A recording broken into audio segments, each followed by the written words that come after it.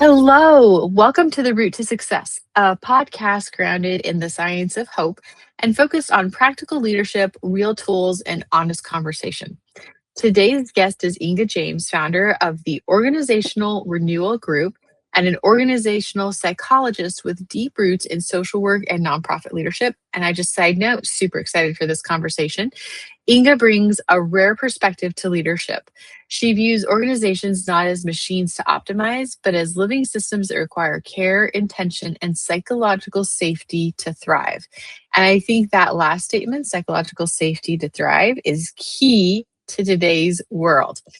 After years in nonprofit executive leadership and C suite roles, Inga now helps organizations navigate change, strengthen systems, and build healthier cultures using trauma informed and systems based approaches.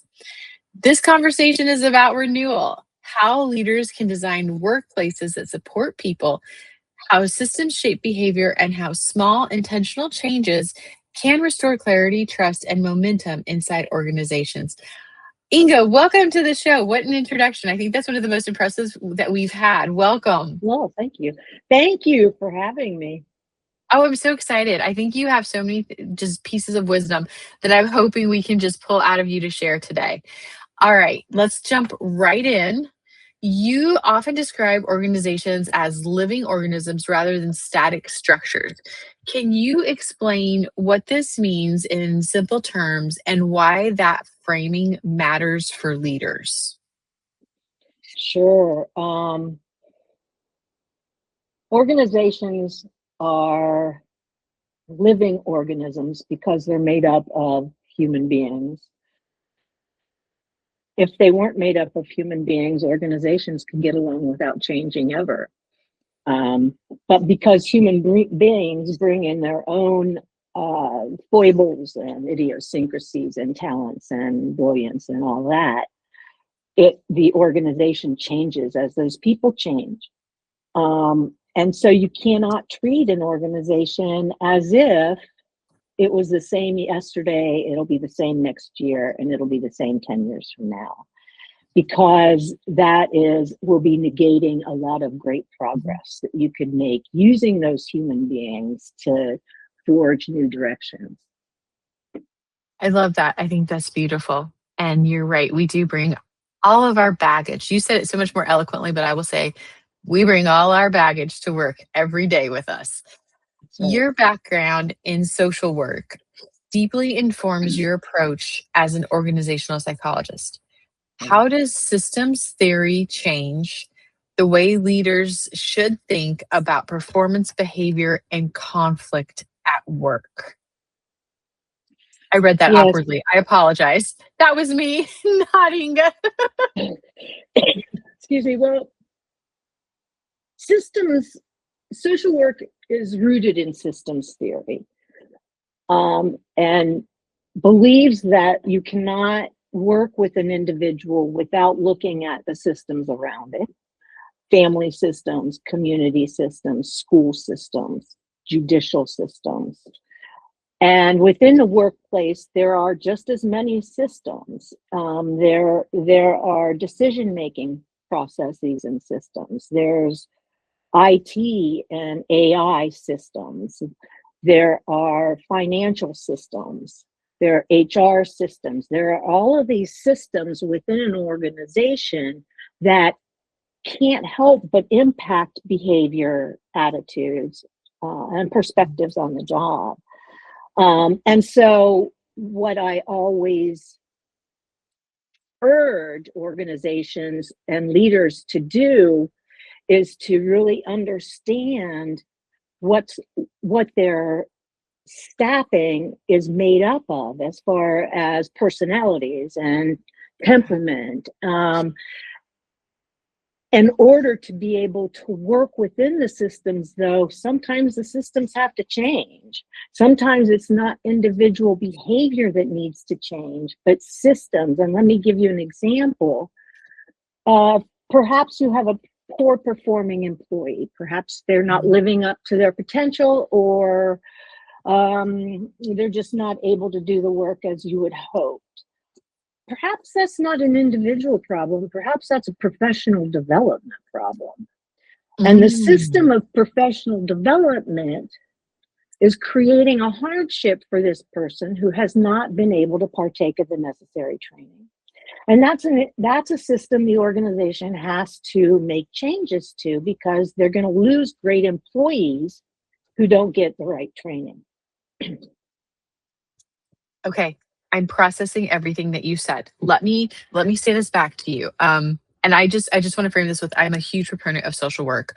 I just spent a lot of years working in those systems. So within our organization, there are several systems, and those systems are almost the equivalent of departments, and they're the SOPs of how we do things. And when we are looking at our team as a whole and we identify challenges, I like to say challenges versus problems. When we identify challenges, we need to look and ask ourselves and assess, is this a personnel challenge or is this a systems challenge? Because Mm-hmm. there's a good chance that we as leaders have potentially failed to our team members because we haven't provided the training they needed, or we haven't updated our professional development training, or maybe our financial SOPs need to be revised and modernized, and that's what they're struggling with. And so it's Mm-hmm. looking at that balance of the system and the person to understand the root cause and then fix the root cause versus fixing the glaring challenge. Right. And if you've ever worked at a place or worked with an organization that had minimal or problematic personnel policies, you're going to find out pretty fast how the system dictates individual behavior. And if you have gaps in your personnel policies and somebody falls into that gap, perhaps it's a disciplinary issue that's not well laid out in policies, Right. then you've got a system that's not working for you if you have to go through a disciplinary process with a staff person. Interesting way to think about it. Okay. I'm going to process that and come back to you. I really like what you're saying. Many leaders focus on fixing individuals when problems arise. From your perspective, what are the risks of that approach and what should leaders be looking at instead? And maybe we've kind of touched on this, I think. Yeah, I think the risk is underestimating or misestimating the potential of your staff. And if you don't look at the systems as perhaps a cause of bad behavior, poor performance, whatever it might be, then all you're going to do is target individuals, because nothing's going to change. And it's going to look, and your attrition and turnover is going to look really messy. But what you've got a problem with is your systems. And you need to be rejiggering your systems. I know this isn't something that we had talked about, but can you kind of explain, how do you assess a system and how do you assess personnel to understand where they are? Yeah, those are great questions. I always do an organizational assessment when I'm going into work with any kind of time with an organization. And so always, if you get a chance to talk to staff, or at least always in my experience, you're going to find out about these systems glitches, because they're making staff miserable, whatever it might be. And so an organization that I just recently worked with had a terrible, well, non-existent onboarding policy. And it created all kinds of havoc for new staff because they didn't have the tools they needed to be able to do the work they had to do. And so staff start making mistakes, right? They start making mistakes. Mhm. They start following bad directions, because directions get passed from one person to another. And what you don't know until you actually get in there and ask people is, well, I never learned this in the first place. Mhm. And so it's really important that we do not neglect systems in working with a personnel issue because it's easier. It's a lot easier to deal with one individual than to change perhaps what's been the status quo for many years. I think you just hit on the root cause, and it's changing the status quo. I suspect that one of if this is one of my biggest pet peeves. I suspect this might be yours too, Inga. I think we might share this when somebody says, "Well, we've always done it this way. We've Mm-hmm. always done it this way." And what I've learned to say is, we are doing it this way because we don't know a better way yet. Because I think it's really important to say, right now, this is the best way we know how to do something, but we fully recognize that as we grow, as we meet people, as we learn things, a better system can be developed that we're going to implement. It also sounds like leadership. How do I want to say this to you? I'm digging into what you're saying and I'm understanding what you're saying. It sounds like leadership also needs to take themselves out of their office, walk around, develop rapport with their staff, and ask really good open-ended questions to learn, not to point fingers. And we need to be able to have the kind of culture where if I was working for you to come to you and say, Inga, this system is not working because of X, Y, and Z, and to train our staff to say, this isn't working because of X, Y, and Z. Or when this happens, I'm really frustrated, and say it in a constructive way where you're not blaming or shaming, but Mm-hmm. you're saying, here's what's going on. I need help fixing it. Mm-hmm. Right. And you touched on the second part of your question, which was about performance assessment and reviewing performance and getting out and walking around. And that management by walking around is kind of what Peter Drucker called it. And so that's how you keep your ear to the ground. Mhm. Um, if you want to put yourself into an office and shut the door, you're not being a leader. A Right. leader needs to understand the tenor and the climate of the organization, needs to Mhm. understand when different teams and if different teams are struggling, Mhm. and for some companies, just getting to know their employees is something that they don't take a lot of time to do. And everybody's got their own fires to put out. Mhm. But being a leader is very different from being a manager. And being a leader, Mhm. you have to motivate, you have to work with people in order to bring out their best potential. Something I always liked to do is I would always in the morning and the afternoon go and fill up my water bottle. And I would make it a point to take like a long route, walk around. And I would love to just pop in and say hi, ask, how kids are, how a dog was. Or I also love giving compliments. And so just walking by and saying, like, hey, I saw how you handled that difficult situation yesterday and it was really good. Thanks. And you can keep it just really short and sweet.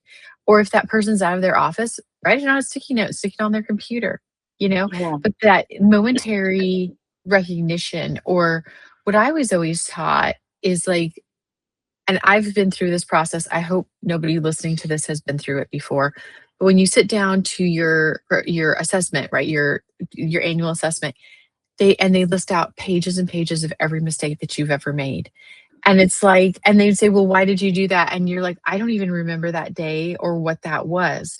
And instead, it's addressing things when they're little, and saying, like, hey, I saw that it looked like you kind of struggled with that yesterday. Would you be open to a conversation? Or, hey, let's just sit down and spend 5 minutes talking this through.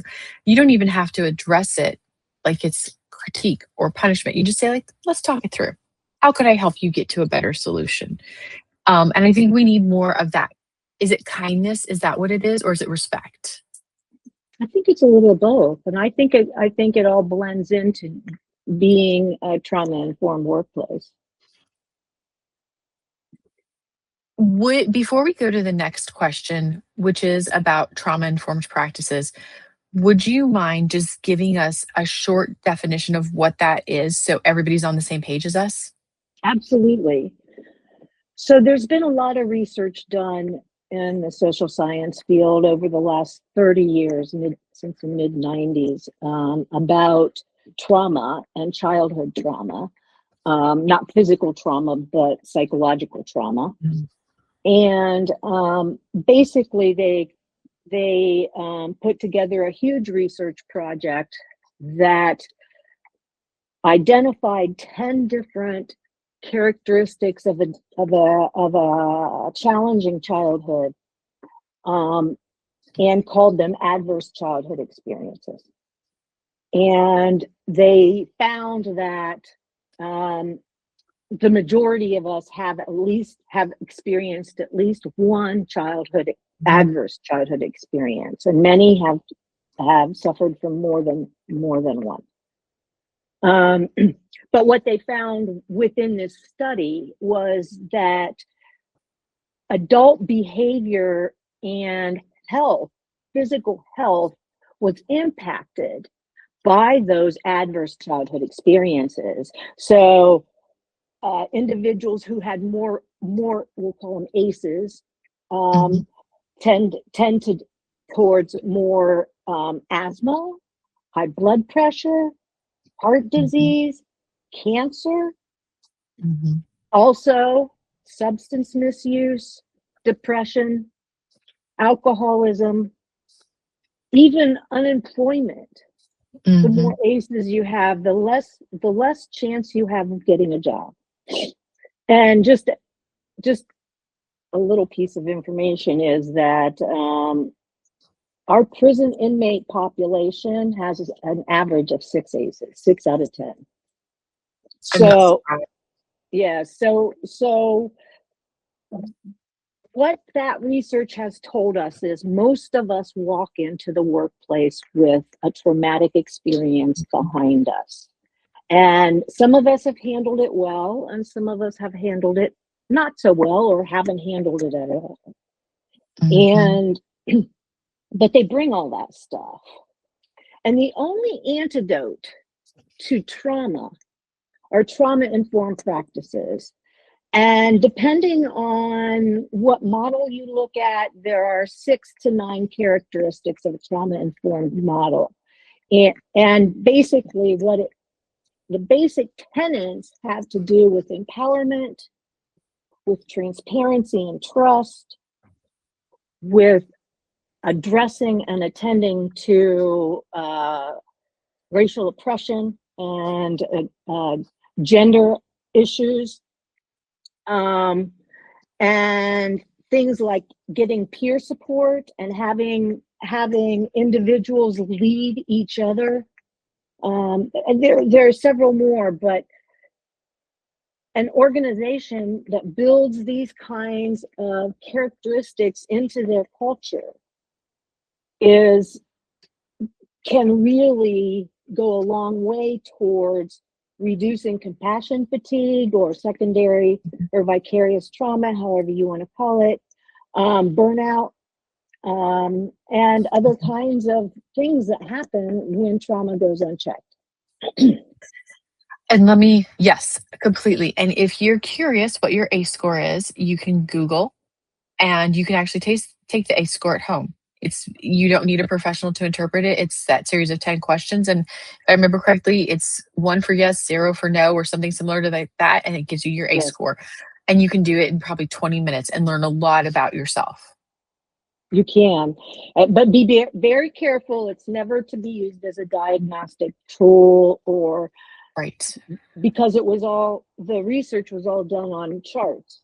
Mhm. They didn't ever interact with human beings. It was all done through medical charts. Oh, wow. So it's not a diagnostic tool. No, but it'll give you a place to start on self improvement. How does that sound? Self growth. Absolutely, absolutely. Okay. Well, Yes. thank you for that. So that way we can move into this next question, and I think it'll help. So you work extensively with trauma-informed practices in organizational settings. Um, what does trauma-informed leadership look like in day-to-day operations, not in theory, but like in practical hands-on things? And what kind of tools can you give us to be better leaders? Mhm. I think the number one characteristic of a trauma-informed leader is a transparency. Um, the Mm, the desire to share any details of any activity that will impact the person you're talking to. So if it's going to impact my job, I should know about that. I should have details about that. And also a leader will empower their staff to help make those decisions about mhm, policy mhm. and protocol. So transparency really is the only way to build trust in an organization anyway. And so transparency, one important characteristic. Also, um, being able to listen, and that's not one of the pillars of trauma informed practices, but you have to be able to listen so that you can give the person the voice. And a leader will always make sure that who they're talking to has a voice. You don't lecture. If you're trauma informed, you don't lecture. Providing options for staff, definitely a trauma informed practice, such as um, allowing staff to choose their own meeting times. Perhaps that interferes with your own schedule a little bit, but staff need to be able to have some say over their own days. Mhm. So it's things like that. Um, Having staff involved in decision making is a really important part of it. So um, there's always room for committees at work, like the DEI committee or the HR committee, whatever it might be. And leaders turn over, they delegate and they trust until they have have a reason not to trust anymore. But it's very staff centered. Yes. It's interesting. I didn't think transparency was what you were going to say is the number one skill. I, for some reason in my head, you said the number one skill is, and I was like, empathy. And then you said transparency, and I was like, oh, I'm completely wrong. But as you started to speak, I understand exactly why you say that. And I think it goes back to one of my other strong pet peeves is information is not a commodity. And Mm-hmm. if we want our staff to trust us, we have to trust them first. We have to give to them first. And I think those are really vital skills to learn. And I loved how you said, and it sounds so simple, but letting staff members pick meeting times, letting them have control over their workday. Mm-hmm. That is Mm-hmm. so empowering. Because I know both you and I know our workflow. We know when we get our best work done, when it's best for meetings, and we try to set our days up. And I had a client who we would have our weekly check in meeting scheduled. And the next thing I know, they would have moved it 3 different times without asking. And that was Uh-huh. so frustrating and so overwhelming. And I would want to cry because I'd be going along thinking I have 2 hours to work on this project. And all of a sudden, I'm supposed to be in a meeting. But it's Mm-hmm. just those little things and that maybe even center on respect, you know? Yeah. It's interesting. Yeah. In a trauma informed workplace, everybody is considered special and important to Mhm. the flow, to the whole organization. And Nobody, hierarchy tends to be minimized in trauma informed agencies because having a lot of steps in the Mhm. bureaucracy ends up being hard on people. Oh, yeah.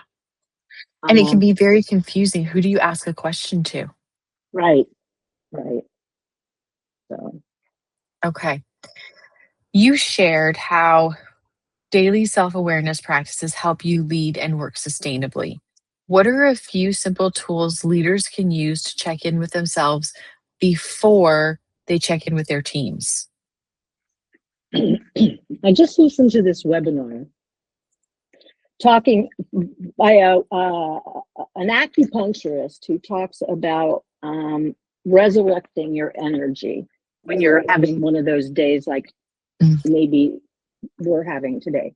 And so what she said you do is, and there's a little meditation involved in this, is put your hands here and think of your hands, think of the energy flowing in a figure eight around your arms, and just meditate on that. It is beautiful. And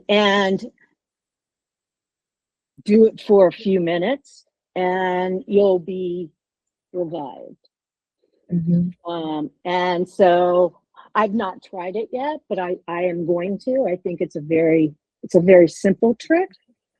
But I think doing a, kind of a head to toe assessment of yourself if you're going into a team meeting, such as, where's my headspace? I have a friend who, whenever she's making a big decision, she says she looks at it as a stop sign. You can't go forward until you go around and you hit all the sides of the stop sign, thinking what all the different implications, ramifications, and consequences of your decisions are. And so, the pro is side one. Okay, so, but it has this detriment, side two. And she goes through this thing in her mind so that she's been able to look at it from all sides and all aspects. She needs that metaphor. And that's it. It's all these kinds of different little psychological tricks that you can play on yourself to handle challenging discussions. One thing I really I really need is box breathing. If you're familiar with box breathing. Yes, I love box breathing. Yes. So box breathing is where you inhale for the count of 4, and then you hold for a count of 4, and then you exhale for a count of 4, and then you hold for a count of 4. And you do that for 4 sides of a box. And so that always lowers my stress level when I'm going into something challenging. I like to ask myself what my unmet needs are and ask, am I hungry? Am I thirsty? Do I need to, run to the restroom? Because I always found if you could meet some of those unmet needs too, you could show up a little bit more present for your team. Yeah. Good point. And I'm big on hydration. I can't tell you my thing that I've always done when I get overwhelmed or get hit with something just like out of the blue. If possible, I will stop. I'll tell myself I will deal with this in my terms on my territory. It's a little saying that I've just developed to give myself space. And then I'll go and get a glass of water and I'll sit down somewhere quiet and I will drink that glass of water and just focus on breathing and drinking that water in and that moment and being present. And then once I've got that water in me, which is what? Now you had 5 minutes probably. Say it's a 5-minute break. You'd be shocked at then how your whole perspective changes. And you can think, okay, now I can look at this. I've given myself a little bit of space. I've given myself a little bit of time. I met a need. And I always tell people too, like, never underestimate the power of hydration. Right. It's really important. I mean, it's funny because it's just water, but it's really important. Yeah. So this next one is one that I'll be extremely honest with it. I really struggled with for years, and I'm really focusing on this year. I would say if you would ask me what my word of the year is, it's this word and this skill: boundaries. I'm horrible at them. Boundaries are a recurring challenge for many leaders, especially recovering people pleasers, and especially those who care deeply about their work. What Hmm. have you learned about setting boundaries that protect psychological space without disconnecting from purpose? Well, I learned the hard way. um, Having been through a period of severe burnout when I did not, I had not correctly identified the red flags. And there are red flags. I think that people should know them. Hmm. If they're, if they're in, there are certain jobs that are more prone to burnout than others. Job characteristics like Hmm. um, having to take in other people's emotions and do that Hmm. emotional labor. But there are lots of things. And you were right. People who are passionate tend to suffer from burnout at a higher rate. Hmm. And passion is actually one of the drivers of burnout. But there are red flags that you should be paying attention to, which is very difficult to do. It's just very difficult because you're all in your own little cocoon. And um, but if you find yourself um, being, I found myself getting negative, Hmm. and um, I'm generally a very open person, but feeling judgmental, things like that. It was these flat, and didn't understand it. I'm like, what? This doesn't feel right. It doesn't Right. feel like me. So just and then stepping back and being able to do something about it. Now the problem with burnout is time off doesn't usually work. You gotta disengage from whatever what you're doing. And maybe it is disengaged for a year and then you're fine. But I know I took a 5 week sabbatical before I left my job for burnout, and it didn't really do anything. Ingo, would you say having a trusted peer or mentor or coach that you work with regularly could be one of the best ways to identify the early onsets of burnout? Somebody who could help you reflect on that and help you identify red flags? Yeah, definitely. And everybody, we're all impacted by things differently. And so Right. there's no cookie cutter way to put your shields up against burnout. So, but having somebody who would recognize the signs, it would be great if medical doctors understood it. Right. And so, but there's just, from a medical perspective, it's not understood very well, I don't think. It's almost because burnout, while there are red flags, it's very unique, but its symptoms are masked and hidden by other ones. It'd be very easy to say, "Oh, you're depressed. Oh, you're anxious," but then Mm-hmm. a doctor won't say, "Well, let's see what's causing that." And Right. I can share, and I share this very openly. I have a pretty severe case of ADHD, and for years I was just classified as over emotional or depressed, or I struggled with anxiety, and nobody, therapist, um, trusted peers, doctors, nobody would help me get to that root cause until I finally went to a doctor one day and I said, and this was the key for me, I said, I think we need to do a test for ADHD. It took me over an hour to fold a load of laundry yesterday. And I think because I was talking from as one working mom to another working mom, and she was like, okay, walk me through why it took you an hour and listened, which is what you said, right? Gave me a voice and listened. She was like, I think you're right. Let's do the assessment. And it came back with this glaring diagnosis. And I was in my 40s.